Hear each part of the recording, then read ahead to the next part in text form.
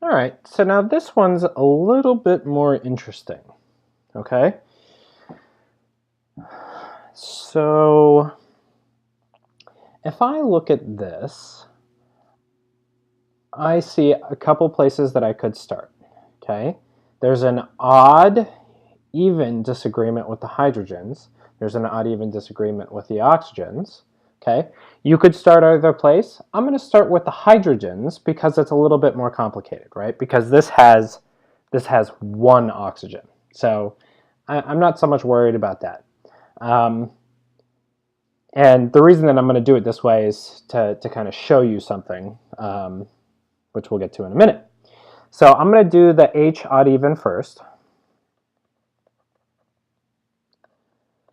Okay. And so I know that I'm going to have to put a 2 here. So that will make this even. And that would give me 50 hydrogens. And so I need to put a 25 here to get 50 hydrogens on this side.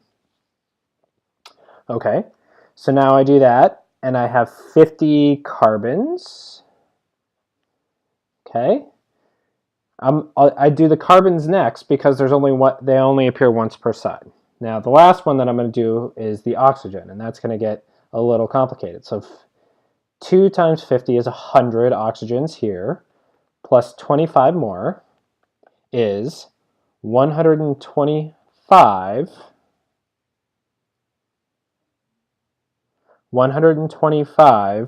oxygens.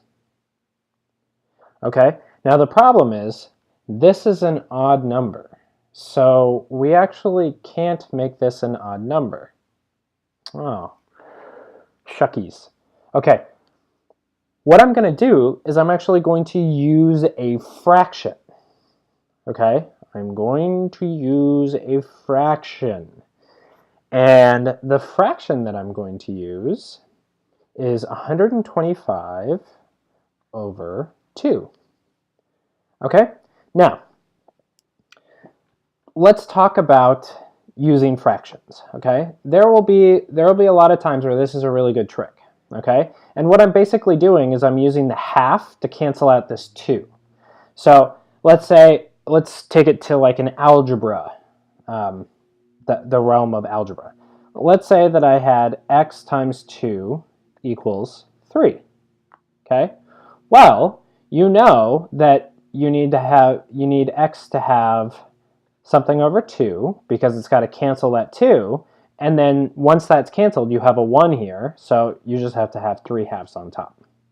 All right, so if I did x times 3 equals 7, okay, same kind of thing. X is just going to be, I'm going to put something over 3. Okay, that would cancel out the 3. And I know what I would need. I need a 7. So up here, I know I needed 125 total oxygens. So what I needed to do was put it over 2 to cancel out this 2. Okay. Now, remember I said that you can't have fractions in your final answer yet.